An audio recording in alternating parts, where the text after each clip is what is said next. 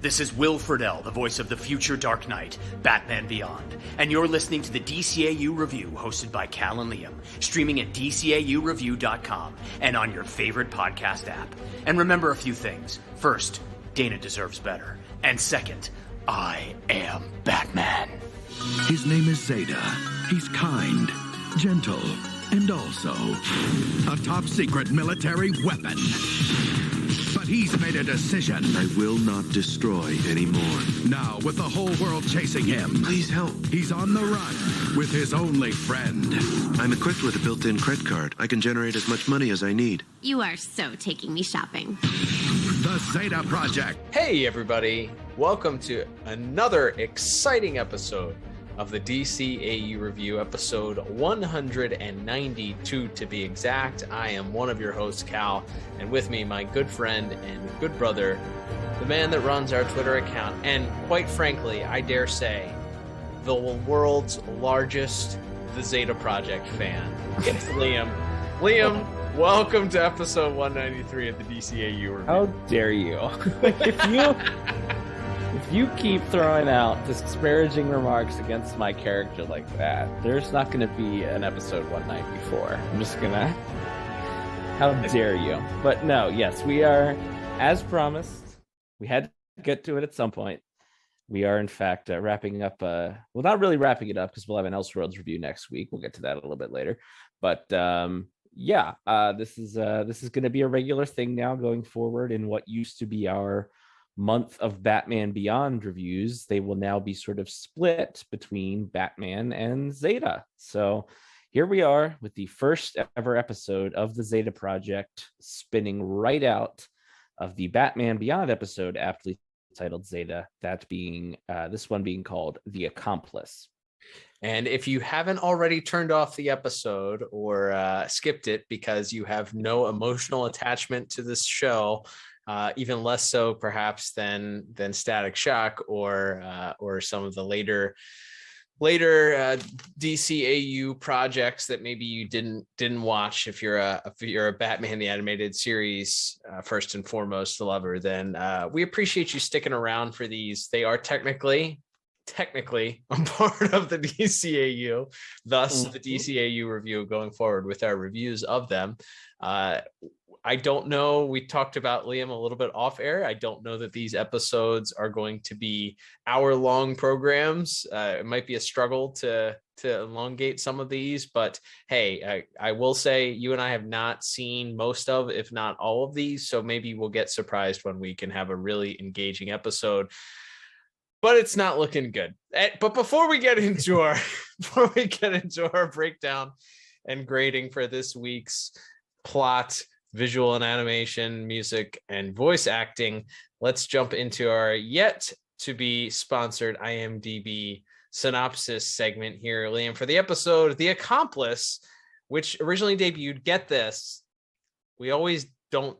A lot of people think that we plan this.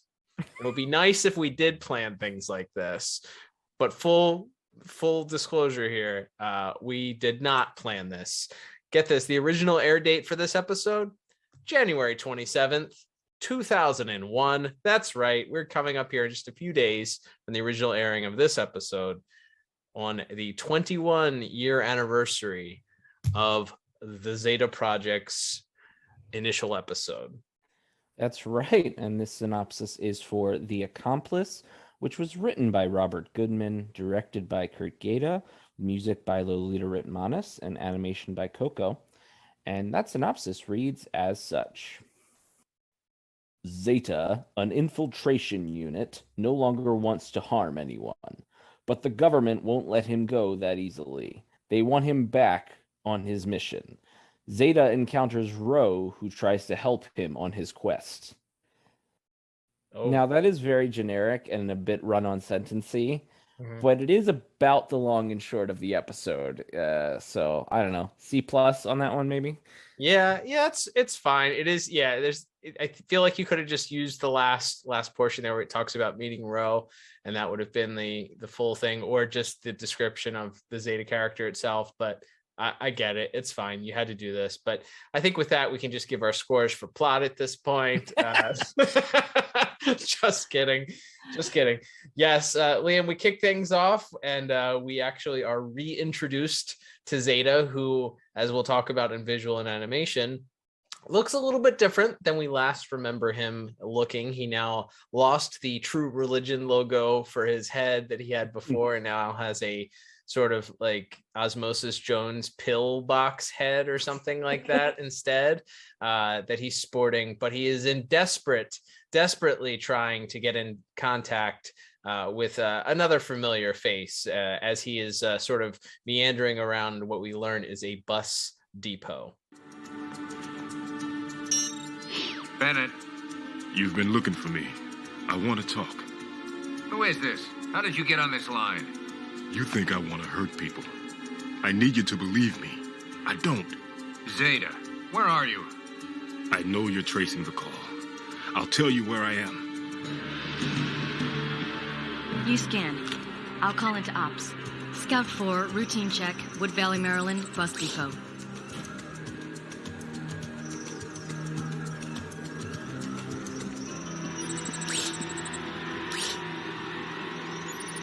I don't believe it. It's him.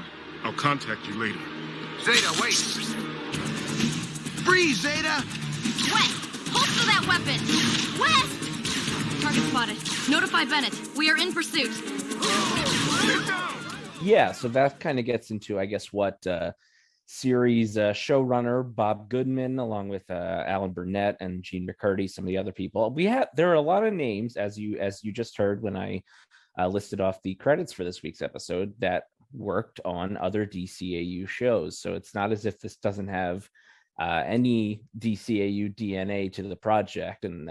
But as we'll get to, as you said, in visuals, a lot has changed. But yeah, this was sort of, I guess, the vision of Robert or Bob Goodman. It was that this would sort of be like the 1970s show, or perhaps maybe more memorably the Harrison Ford movies, the Fugitive, and this would kind of be a good person on the run, or in this case a good robot on the run, and trying to clear their name, and sort of constantly being hunted and having to move from place to place, and who can they trust, and all of that stuff. So that's the idea coming in here, and we see that as Zeta is not really hiding when we first meet, when we first see him again. He is in fact at an airport, or I guess a subway terminal or something, and is attempting to make a video call to. He's not using a giant cell phone like in Beyond. They apparently do have some sort of video chats, but he calls Agent Bennett directly. He's got, I guess, has super hacking powers. I am ready for a series where Zeta just has whatever like technological ability they need him to have for the episode. Yeah, that seems like it's pretty much what this episode calls for. And hey, it speeds up the plot and makes things move ahead. Sure. Okay. Sure. Yeah, totally fine. I can buy that. So he hacks in. He pleads with Agent Bennett to leave him alone, and promises that he's no longer violent and does not want to hurt anyone. But of course, Agent Bennett is able to trace the call and sends these two agents, these two kind of bumbling, mostly the one, Agents West and Agent Lee, after him. They sort of have a chase with Zeta. He's able to elude them and sort of escapes, and so that kind of sets up that Zeta is still on the run, and even though he really does have no interest in harming anyone, he sort of doesn't know where to go or where to turn to. So while he's still out there, we are introduced to this character who will be the female lead of the series, this difficult to determine age, I guess, teenage girl named Ro, who we meet. She's been arrested for shoplifting. And we sort of get a quick introduction of her character as kind of being a little bit sarcastic, but maybe, not necessarily a really bad kid, but in some confusion, she's able to slip away from the rent-a-cop that had arrested her. And we find out that this was a part of her initiation into some sort of gang. And this is Spring City they're in. I'm not familiar if that's I don't believe that's another like DC Comics city. So this might be a new creation for this episode, but So she brings them the food, and then she's told that that's really only step one, and that they need her to help them rob a bank or a credit depot, however money works in the future here. Sure. Yeah. So this is going to be part of her initiation. So we do, in the dialogue with her being detained, learn that she stays at a children's home and she's run away. So she's apparently attempting to live out on her own, and part of stealing the goods was part of her initiation and joining this gang. And as you mentioned, the next part of officially being able to live at this expansive hideout is to rob a credit depot. And she seems to be hesitant at this, and at the same time we learn that the agents, as we learned, Agent Bennett, who had sent his people after Zeta and had just missed him as he was able to sort of elude them at the bus depot from the first scene. He then gets on a bus from from the state of Maryland. So we learn the state of Maryland exists in the DCAU, and also makes his way to Spring City. And wouldn't you know, the storylines sort of converge here as Ro and the hoodlum that is attempting to make her rob this cred depot arrive right at the same spot where Agent Bennett has tracked Zeta to. And we didn't mention, but the Agent Bennett has the set of goggles that he's able to use to X-ray sort of the surrounding people to see through Zeta's disguise, which I believe was something that he also had or at least the agents had in the Batman Beyond episode Zeta that we covered in the archives at DCAUreview.com if you would like to hear the intro of this character. But they all sort of converge at this spot, and Zeta is hiding, not quite been discovered by the agent just yet, but happens to see that Ro is about to be killed by this hoodlum, and so he intervenes, of course, giving up his own location and forcing the agents to I'm making it on easy, him. Ro. All you gotta do is watch the door. No, Slam! I'm not doing a holdup. This isn't funny. Someone's gonna get hurt. You don't do this, you're over. Fine. I'm done with you anyway. Not what I meant, sweetie.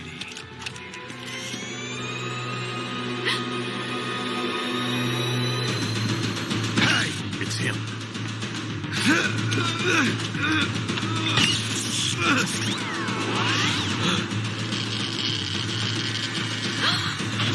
After him! Move it! Freeze! Federal agents! Run.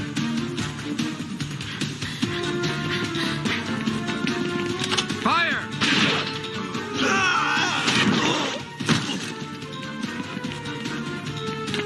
After him! He went this way. Come on, open!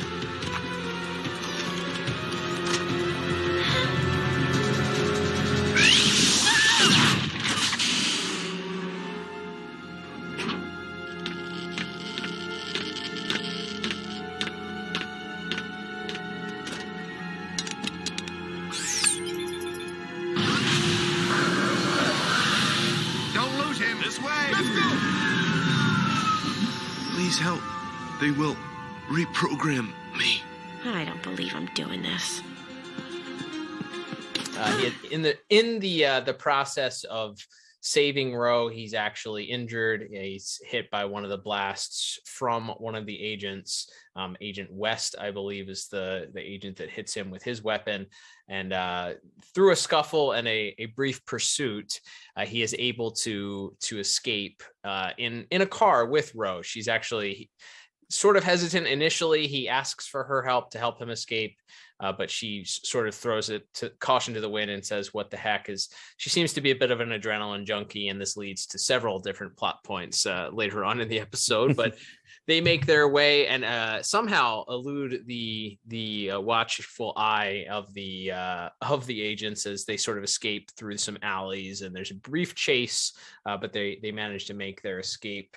At which point, Ro is able to assist. She's actually about to leave Zeta. She attempts to wake him up. He's been incapacitated since this initial blast and the damage. but she actually fixes something or pushes some sort of button or plug on him that causes him to sort of rejuvenate and begin repairing himself. They then he invites Ro to come out with him. Once he informs her that he has creds on him and he's able to generate creds without any sort of limits, she takes him up on an offer to go out to a nice burger joint and eat. And that's where we sort of get the initial introduction between these two characters, full introduction, as Zeta is able to give her the full backstory and what he's looking to do. And she sort of gives him some fair critique and commentary as to perhaps reasoning with the agents might not be his best strategy going forward. Yeah, I mean, I think she sort of is trying to talk. That's something that they seem to want to get across, is that while Zeta is, very docile at this point and doesn't want to fight, doesn't want to harm anyone, that he is also very naive and thinks that if he could just talk to Agent Bennett for a couple of minutes, he'd be able to convince him to leave him alone. And that's obviously Ro is kind of telling him that that's not really the case, and we kind of learn as much as that when we hear Agent West and Agent Lee sort of talking with Bennett a little bit later, as they're discussing, Bennett's talking about how dangerous Zeta is and how they have to take him down. And Agent West asks, well, if that's the case, why are we trying to capture him? If he's a terrorist, why aren't we just killing him? Why aren't we just destroying him? And then, of course, we get the other hat dropping, so to speak. There we get that Bennett doesn't want to destroy Zeta. He wants to reprogram him and put him back to work. And so it doesn't really matter to Bennett whether or not Zeta is a danger to the public. It just matters that Zeta isn't a tool in the toolbox for this organization that they work for. So that's contrasted with Ro sort of telling him that, well, what you really should be trying to do is track down the people that created you, and then they can give you some answers and tell you what your purpose should be, as opposed to trying to make nice with the agents who are trying to capture you. So that sort of sets up the finale here, as Zeta tries to mimic Agent West in order to download information about his creators. And Ro at first is hesitant. She wants to sort of part ways and doesn't want to continue to help him. But then Zeta mentions that if she's able to distract the agent who is on their lunch break, that perhaps he'll have a little bit longer of a time to fix everything. And so she decides at the last moment that she isn't going to abandon Zeta and is in fact going to help him. At first, I think she just wants to distract West, and then she's going to leave. But as we find out, of course, she will in fact be going with Zeta. But that's a little bit ahead of time here, as first we get Zeta disguising himself as Agent West and coming on to the agent's transport, which is this like giant floating spaceship looking thing. And it looks like the Oscar Mayer Wienermobile a little bit. Yes. It's just, but a very teched out version. It's like this giant like spaceship bus thing that has like little terminals and computers for all of the agents to work in, and it's just like parked in the middle of a street in like in this suburban town. Like, it's very wacky. And so yes, Agent West goes off to lunch at a diner, and so Zeta takes his place and is trying to download things, but has sort of a brief interaction with Bennett that leaves Bennett a bit suspicious of it. And while Ro does her best to distract Agent West from getting back and sort of discovering Zeta has taken his place, that's really not that's all for naught, as Bennett, being suspicious, actually uses the special binoculars that can see through Zeta's hologram on the supposed Agent West, and realizes that Zeta is in fact in their little ship with them. And there's a fight, and it looks like Zeta has been captured by this device they're able to attach to his back. It looks like it short-circuited him, but he's able to, I guess, use his repair kit to weld it or burn it off of him, and he's sort of able to reactivate. And along with Ro helping to distract Agent West, they are once again able to elude their agent chasers. And that's sort of where we begin to wrap things up, as we kind of get our mission statement for the rest of the series going forward. I thought you were done once you had your money. In too deep to stop now. I want to how this turns out.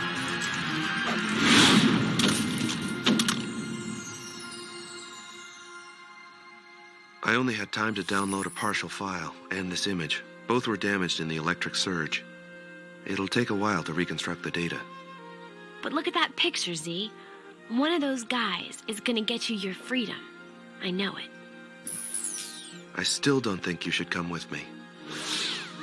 It's too dangerous. In case you haven't noticed, I don't have anywhere else to go. That's dangerous. Besides, you're in danger without me. Like that unlimited cred card thing. What about it? You can't go telling people about that anymore. Someone might take advantage. I told you. I know, but I'm different. You know, I could use a new pair of shoes.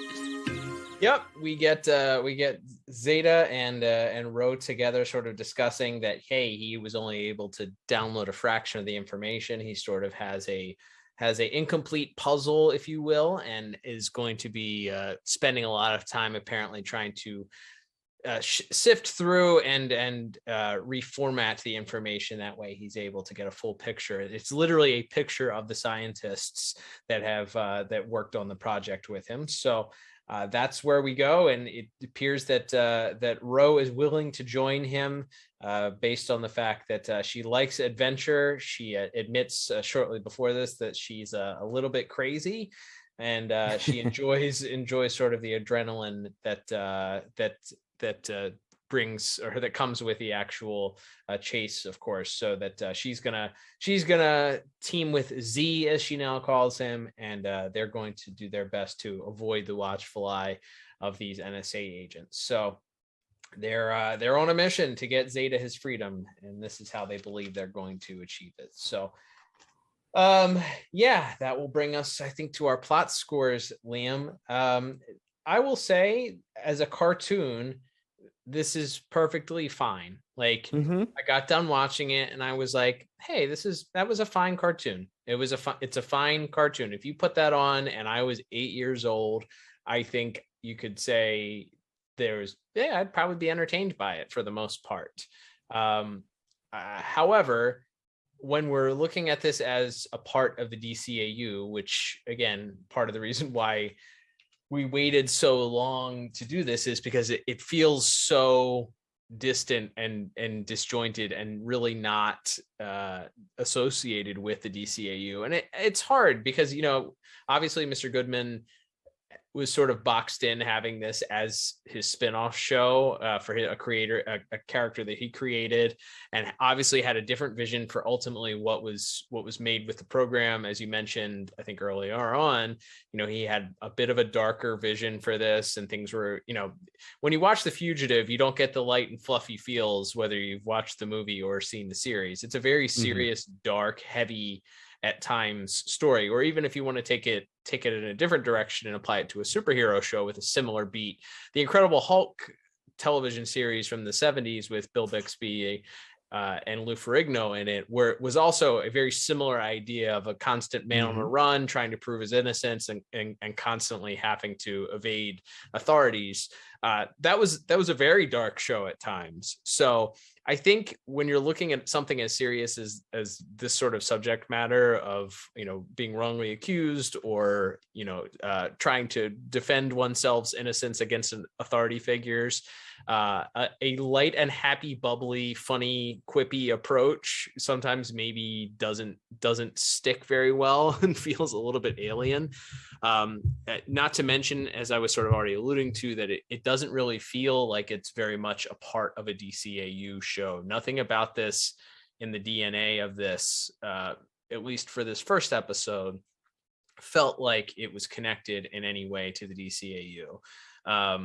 I think if they had gone the route that this was maybe the same character and was not a direct spinoff, similar to maybe how they had handled the first couple seasons of Static Shock, then maybe you could, it wouldn't be this hard to sort of swallow. But I will say it was hard not to draw comparisons to those early seasons of Static, because those seasons also do not feel like DCAU because they're not meant to be DCAU.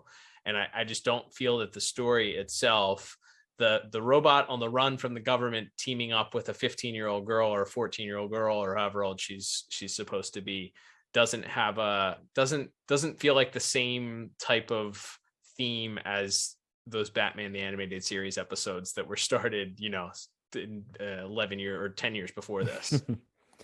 Yeah, like I think you kind of hit the nail on the head in that in a bubble, there's nothing particularly wrong with this as like a concept or as you said, as a piece of entertainment for a child. There's nothing particularly wrong with this as a concept, or even I would even say the execution. But yes, when you are trying to connect it, I would argue this is even like a step further removed, or feels a step even further removed, and we'll probably talk about that more in visuals, from even those early seasons of Static Shock. So I think that's part of it. It doesn't really feel like there is a connection. Obviously, we know later on Zeta does return to Batman Beyond, and I believe Batman shows up in an episode of the Zeta Project. So they do cross back over at one point in the series, but it just feels like so much has changed even from that initial point when we met Zeta in Batman Beyond. So again, we'll see as we review more episodes of this. Maybe we'll be pleasantly surprised, and they'll be able to work in some elements that feel more authentic to the DCAU going forward. But yeah, as a whole, this episode itself, it's fine. Like there's nothing particularly wrong with it. They explain the concept of who Zeta is, I think, pretty well, where even if you hadn't seen the Batman Beyond episode, you can kind of grasp what's going on. I think Ro is a pretty likable character as like a sidekick. I think she's fun, and she and Zeta have a good rapport. We'll certainly talk about that a little bit in voice acting later. And Bennett being the sort of obsessed agent who's constantly chasing this good guy that just wants to be left alone. Like there's some good stuff here, and some stuff that I think could fit into the DCAU better than it does. But as it is, I thought the episode was okay as a starter, but I ended up settling on a 5 out of 10 for plot. I think it's fine, but I think its lack of feeling like a continuation of even like the world of Batman Beyond to an extent is maybe why this feels a little further removed from the DCAU than even those early seasons of Static. Yeah, I do not disagree with you. In fact, I gave it the same exact score, 5 out of 10. I think you're right. You're onto something with the idea that it's a futuristic show that's supposed to include all of this future technology that was sort of originated in Batman Beyond, with some of the sticking with the same terminology with creds, and you have floating cars and hover vehicles and all this futuristic technology that was introduced to us in the DCAU, but we're supposed to believe this is the same world, or the same. I believe I read someplace this is supposed to take place in the year 2040. So maybe a year after 2039, or 50 years in the future, 51 years into the future, I guess. 51 years from now, whenever now is, doesn't quite roll off the tongue as well as the other one, but we'll allow it. Yeah. So I think that you're onto something with that with Static, at least at the time, you're able to sort of relate as a kid when you're watching it, because the technology, even though you're watching a superhero that has the ability to shoot, electricity out of his hands, it's not supposed to be this futuristic world that he's living in. It's supposed to be the same time and age that you're living in. So for it to, to have to jump into the future and kind of it's starting fresh, but also relying on source material is a little bit difficult. And I think you're right, it makes it feel a little bit, unfortunately, removed from what it was maybe originally spun off from. So yeah, interested to see how we look at that going forward. But let's move on to our next category, Liam, which is going to be visuals and animation. So I believe I saw Coco is responsible for this one. Is that right? That is right, and a familiar name in the director's chair in Kurt Gaeta as well. There you go, a DCAU stalwart and someone that's worked on many different things here. I guess first and foremost, I will kick things off with where we were introduced with the episode, and that is the intro. So I believe that the intro uses a little bit of the CGI for not only the backgrounds but also some of the characters. Also, I will say it was a little bit odd to have the characters have dialogue talking to each other throughout the opening theme there, but the credits give you a basic idea of what the show is going to be about, and it's not simply recycled footage, so I appreciated that. But the characters themselves, I will say, I fully like looking at screen grabs from this. You may think that it's similar animation or a animation style similar to that of the first couple of seasons of Static Shock, but I will say I was actually surprisingly impressed that this seems to be a little bit perhaps more there. Maybe they had a bigger budget. I will say that there's no cell shading on the characters, which typically makes this looks a little bit more low budget than the characters that we're used to, and certainly a lot of the designs that we're used to. Also immediately makes it feel like it's not in the same universe as the other DCAU shows. But I was actually somewhat impressed, at least for the opening episode here. I'll be interested to see if they had a higher budget on the entirety of the rest of the series. But as far as the animation is concerned, it was a step up or two from those early seasons of Static. Yeah, I think they do well with what they have as far as the design, the background designs of the city and everything. I will say that's probably the part that I thought felt most authentic to the Batman Beyond world that we had seen before. Is I think the backgrounds and the subway, and then some of the vehicles and some of the background characters and stuff that we see walking in the city. That's probably the most like Batman Beyond. The designs of the gang and stuff that Ro is part of at the start of the episode. Those all feel like they could have, obviously they would probably be tweaked a little bit, and as you said, there would be a bit of a shadow work or cell shading added to them, but they could have walked right out of the opening of a Beyond episode or something. But yeah, I think what comes to mind for me first and foremost is the redesign of Zeta from when we first saw him. As you mentioned, he no longer has the sort of the kind of weird the horseshoe, I guess. The boomerang head. He has he kind of looks like a friendly Terminator robot now. I don't know if that was part of the design choice or not. Like he has kind of that sort of rounder head, and he does like his mouth moves a little bit now, and he has these eyes that are a little bit more expressive. It's interesting to me that they decided to do that to his robot form when for a good portion of this episode he's not even in the robot form. Yep. So it felt like, okay, if we need him, I would understand it more if it was like, well, we need him to be able to express emotion. But he can turn into people when you need him to express emotions. So I didn't necessarily think the design was totally needed, but it's fine. We don't really get an explanation as to why he decided to change his head from a little sliver of metal into a big pill head, as you said. But I don't dislike the design. We don't get like we said, we get a little bit of a show off of his powers. He's sort of shape changing right from the first moment we see him. His first character that he's disguised as looked a little bit like Alan Burnett to me.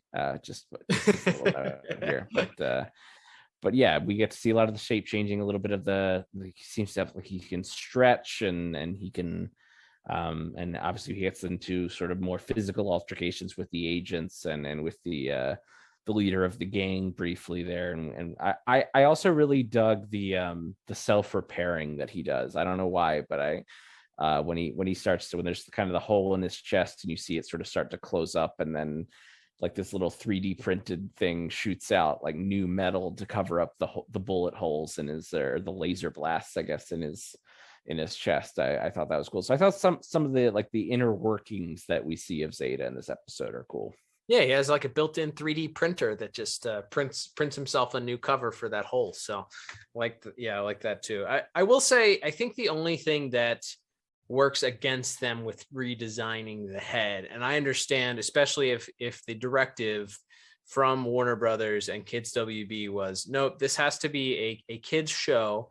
We need to appeal to kids from ages 6 to 12 or whatever the sweet spot was that they were looking for to market this show towards at the time. But you are able to show emotion. He has eyes that sort of move and rotate, similar to, if you've seen the movie The Iron Giant, he has these very similar eyes. That's what they invoked in my mind. So we talked about it when we reviewed the Zeta episode of Beyond, that one of the things that actually sort of worked in favor for the robot himself was that he was you're not able to really tell the emotion, and it has to come from the actual voice acting. It has to come from the inflection of the voice. You're not really able to show, and there were some tricks that they did where they would linger on that horseshoe head for a moment, as if you could try and discern what the character's emotion was. But it's much more overt. They're telling you what the character's emotion is by the way that his eyes look, or the way that his mouth moves, or what have you. So I will say that it does make the robot more human. And I don't think that I was a huge fan of the U shape to begin with, but I will say that I think it makes him feel almost too human, and it becomes too cartoony at that point, that this robot is able to begin evoking visual facial emotions. Which, if you want to do that in his disguise form, that's one thing, but to have him do it while he's this pill-headed Terminator, then maybe not. Yeah, I think that was kind of my thought process. I will say there is one moment when he's sort of first reactivating after he's been injured, where Ro is kind of trying to revive him, and he wakes up and his eyes like turn red, and he grabs her around the throat. And I wonder, and this maybe is also a little bit going back to plot a little bit, but I do wonder if there's an idea, and whether or not that is picked up on any further in the series, that he is maybe still a little bit at war with himself over this programming, because he was designed to kill.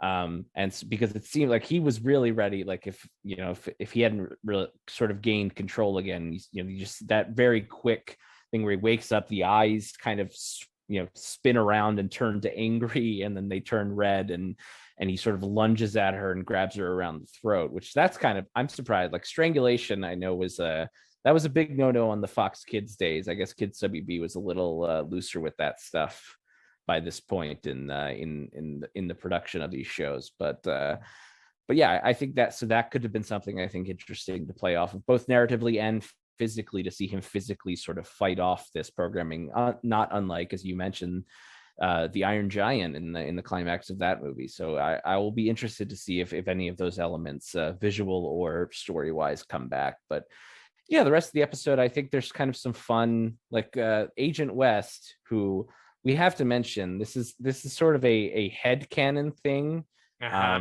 Bob Goodman has been on record as saying this was a total coincidence, but his last name is West. He has red hair, and he's voiced by Michael Rosenbaum, as we'll get to in a minute here.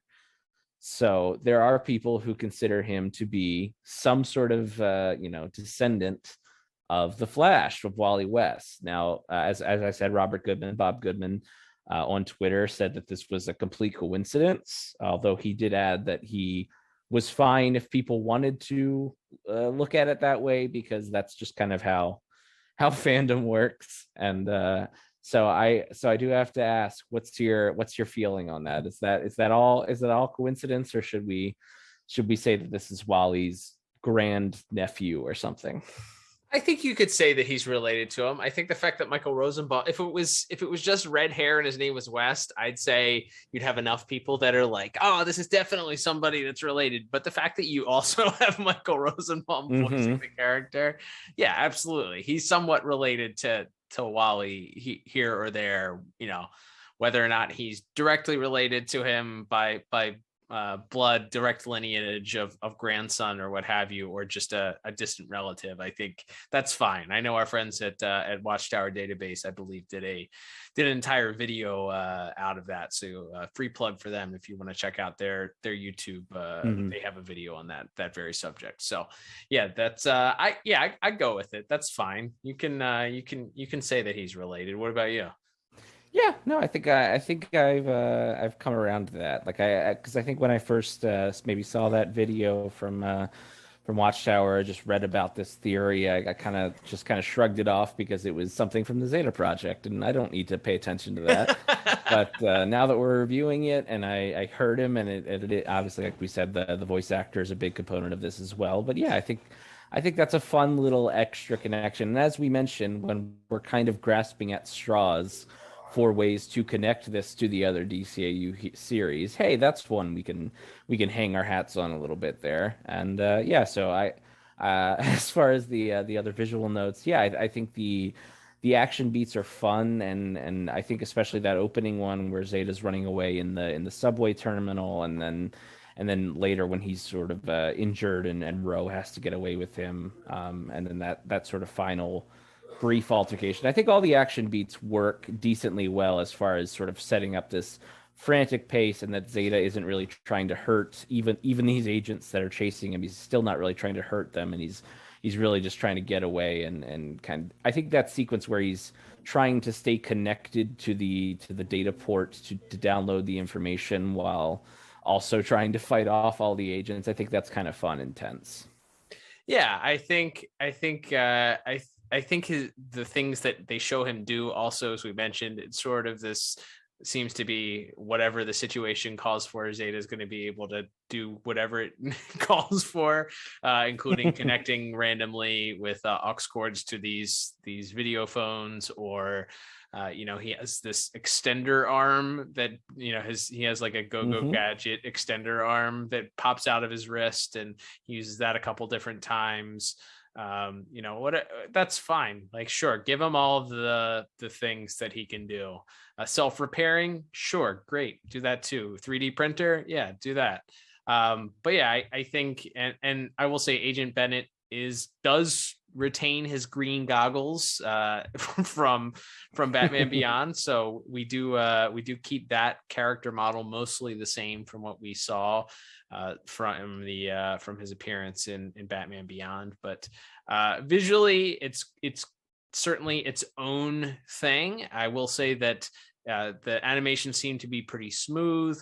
I think that this isn't my favorite choice. I will agree with you. I made a note about the backgrounds. They went with some painted backgrounds on a lot of these in a lot of the scenes that I think helped ground it again in the DCAU a little bit more than some of those earlier seasons of Static. So with that said, I'm still not a huge fan of the animation, and the fact that it's not cell shaded, I think took a few points off for me, but it's fine for what this series is.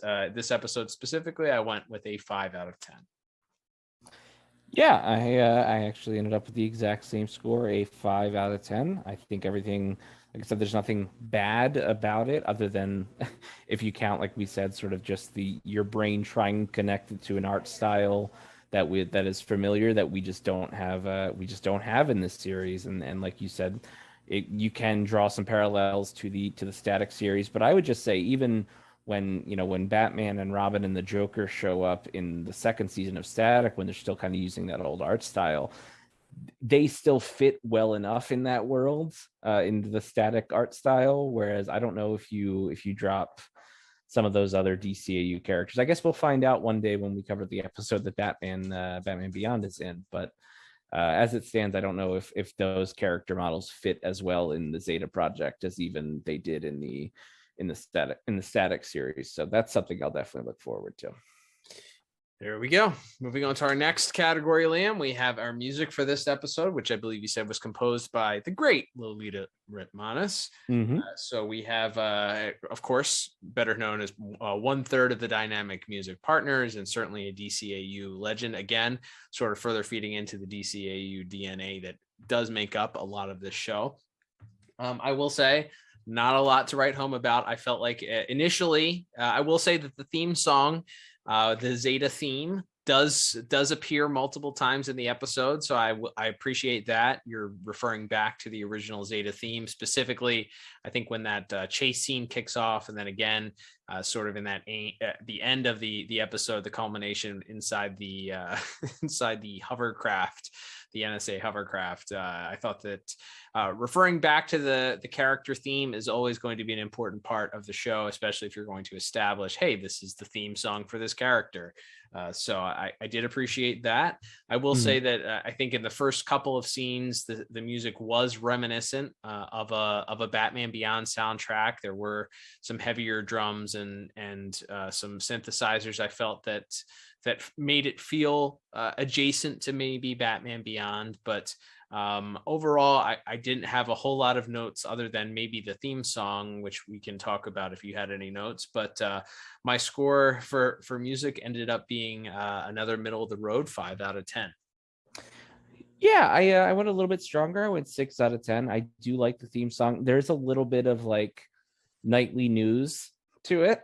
I think maybe it's a little faster paced than a local newscast opening tune would be, but it did have that very like sudden dun dun and sort of that synthesizer coming in. But yeah, I think this is, so far, again, we're only one episode in, but I think the music fit that this is sort of this futuristic robot show. So there's a lot more like synth and other sort of effects thrown into the music, which I think work well to that. I think other than the theme, I think that the music in that initial airport, or I keep saying airport, but I think it's like a subway station chase sequence, I think is good and dramatic and has like a really frantic pace to it, and you really feel like Zeta's struggling to get away from him. And I think that theme kind of comes back as you said throughout the episode, and especially when he's sort of trying to get away from the agents at various points. And so I think it does a decent job of adding to that tense feeling. I think especially later in the episode, as we said, when Zeta's sort of trying to download this information and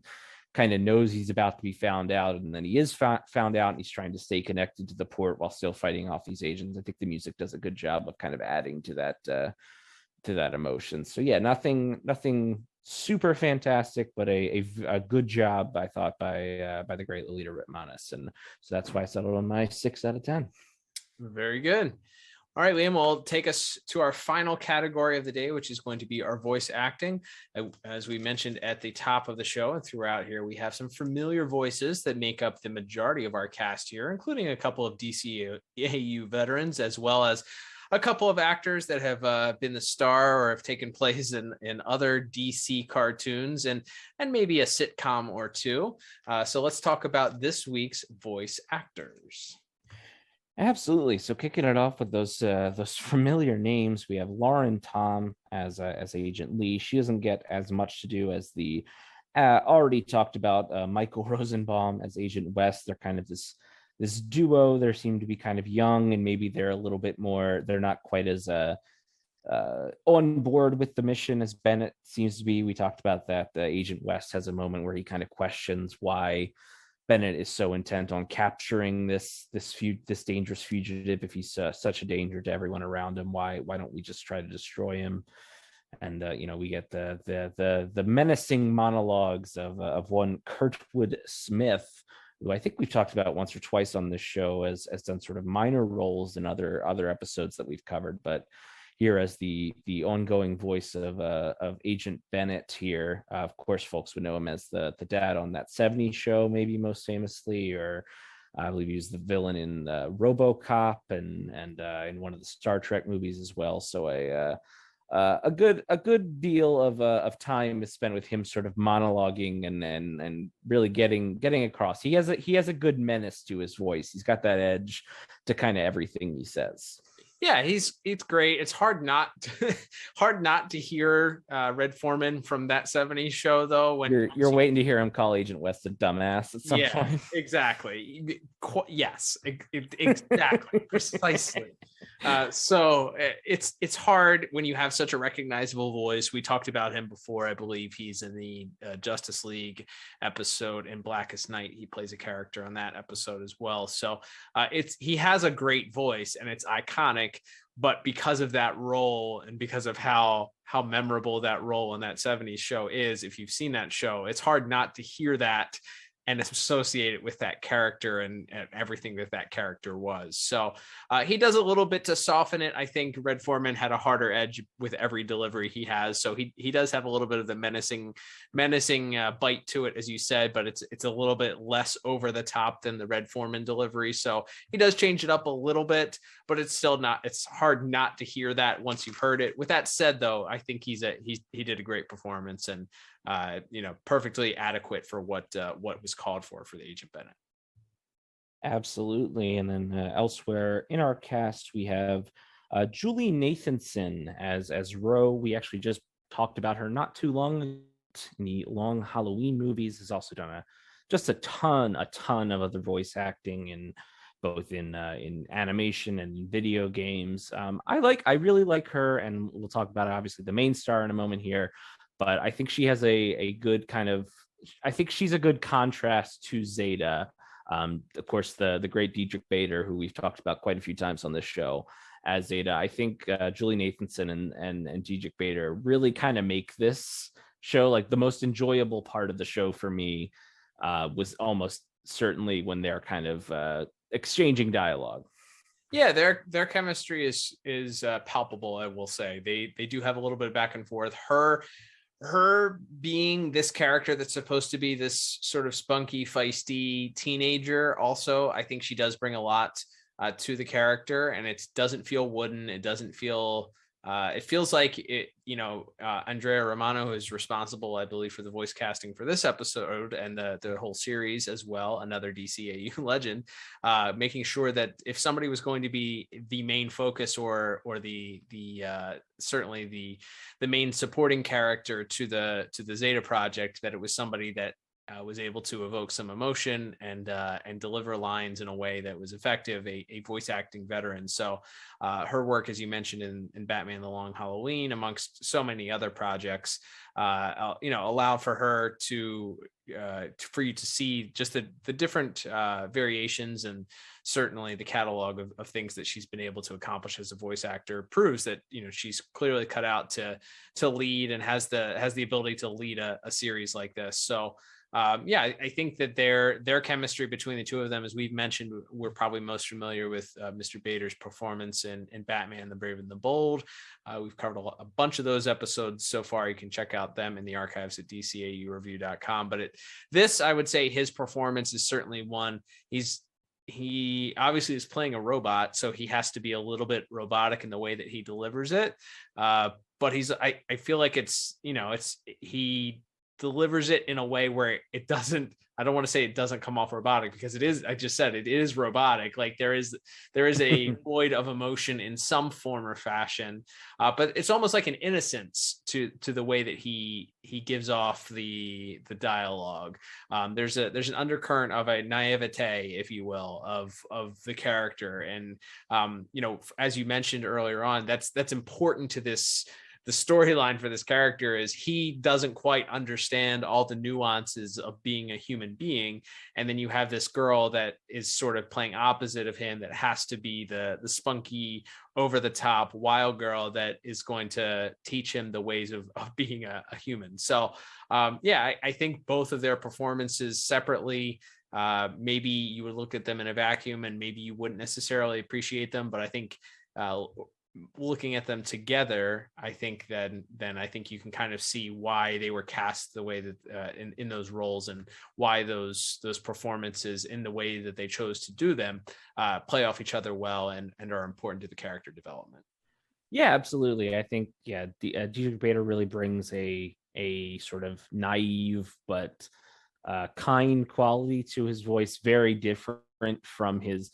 It's funny because he has such a recognizable voice, like the second you hear it who that is, but he plays this character obviously completely different to his Batman, for instance, or some of his other, you think of him as sort of the serious or maybe the macho guy or the kind of the really intense guy, even in some of his live action roles. So hearing him here just have this just really soft quality. And like I said, I think him bouncing off of Julie Nathanson as Ro a lot there. And even when he's sort of kind of pleading with Agent Bennett at one point with Kurtwood Smith to let him go and just leave him alone and everything. I think there's a real vulnerability to this version of Zeta that maybe wasn't there in the not that I thought I think the previous voice actor did a bad job as Zeta, I think, as we talked about in that episode, but I definitely think that he is really bringing something. It feels more like a character who could be a main character of the show as opposed to a one-off appearance of a guest character in somebody else's show. So I see why they went with that sort of characterization, and I think Mr. Bader was a great choice to get that performance. So for all those reasons, I ended up staying at a strong 7 out of 10 for voice acting. I think that's easily the best part of the show so far that I've seen or heard in this case is the voice acting.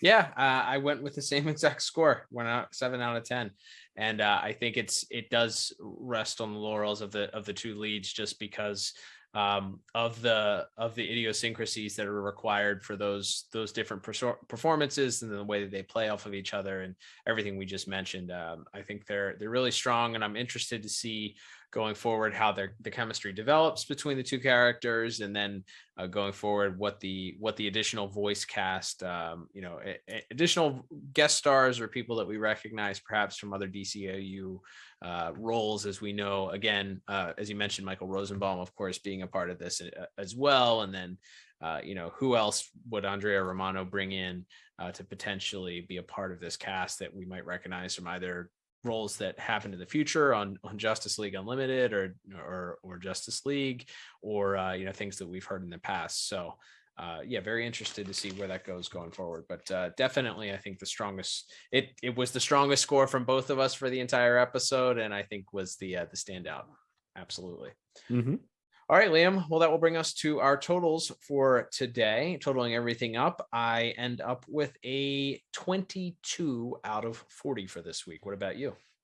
Yeah, and I think we only had one category where we differed. So my final score just 1 point higher, a 23 out of 40. There you go. All right, so we talk about it a lot here as far as must watches are concerned. This obviously had a sort of backdoor pilot before it was known as a backdoor pilot with the Batman Beyond episode. So we know we came into this knowing a lot of the who's and what's as far as the Zeta side of things. But with the introduction of the Ro character and sort of setting things up here, where do you rank this as a must watch, and how do you qualify it? Yeah, it is a strange one, but yeah, I think because it obviously, as you said, it has its origins in Batman Beyond, and then eventually does cross back over with Batman Beyond later on, and including characters like Ro. And I think at least this first episode, you should at least, this is a reluctant 2 thumbs up for rewatchability. I think it's both, obviously it's the pilot to the whole series. So if we're talking about if it's important to the series, of course it is. And then if you're talking about connections to the broader DCAU, it, like we said, it's picking up right where that Batman Beyond episode left off, and introduces a character that then crosses back over into Batman Beyond later. So yeah, I think this is a must watch if you're looking at all of it, which for some reason we decided we are. Here we are. You got to at least watch this first one. For the record, I wanted to do a Batman the Animated Series podcast. You said no. DCAU instead. Here we are. But we'd be almost done. But you know what? I'm happy because there would be no other reason for us to ever watch this show, or for you to have dropped $15 to watch this show today. That's right. Considered a negative bonus point for me having to spend $15 on. I had to give Jeff Bezos $15 to find a way to watch this show. So that's thanks Thanks HBO Max for not adding this. Just I don't even care if it's in HD. Just put up the crappy 480p version that's available on like Apple and Amazon and stuff. I don't care. At least then I wouldn't have had to pay for it. Oh, good point.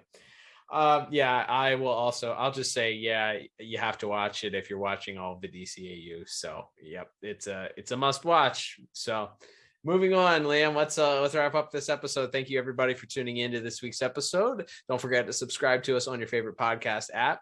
And if that app allows you to leave a 5-star review, we would much appreciate that. Don't forget, if you listen to us on Spotify, you can check out the links at the bottom. One of them gives you the opportunity to vote in a poll. The other one gives us some feedback for this week's episode. Of course, if you're looking to support the podcast, there are a couple ways to do that. First one is to follow us on our social media at DCAU Review on Twitter and, of course, on Instagram. You can continue the conversation there. Let us know your thoughts on this episode, the Zeta Project as a whole, and what else you'd like to see from us in the future, and perhaps Zeta Project reviews. Don't forget, also, if you want to continue supporting us, you can subscribe to us on the Pod Tower on YouTube. That, of course, is our YouTube channel that we share with the fine folks at Watchtower Database and Tim Talk. You get content from us as well as them right there, all delivered to you whenever new videos are added. If you want to support us monetarily, there's a link at the bottom of the podcast, or you can head over to our website, DCAUreview.com, and pick up a hat, shirt, mug, some piece of merchandise to support the pod and get something for your dollar. So we would very much appreciate that. We thank those that have. Liam, that's right. You mentioned at the beginning of the episode, this is a 5-Saturday month, which means that we will be spinning off next week out of our standard DCAU universe and headed to the multiverse to check out a very special multiverse episode. So would you care to preview that for the good folks at home? That is right, Cal. And we were thinking about what kind of theme we could pick out. For that, we figured it's at least here in the U.S. on the East Coast, it is the weather outside is quite frightful this time of year. A lot of snow and ice and slush. So we thought we would look for a winter-themed episode, Elseworlds Tale, to look at. And so we settled on a very interesting episode from the first season of Young Justice entitled Cold Hearted. Which involves a lot of characters, but it's also kind of a small story of kind of a Wally West Kid Flash. There's your connection. Wally West's possible grandson is in the Zeta Project this week, and we're going to do a Wally West focused episode of Young Justice next week as Kid Flash has a special mission to run during a snowstorm. There you go. Well, lots of cult fans of Young Justice, and we're excited to re-engage with them hopefully next week. And Liam, very excited to check that out. But until then, I'm Cal. And I'm Liam. And we'll talk to you on the next episode of the DCAU Review. Adios.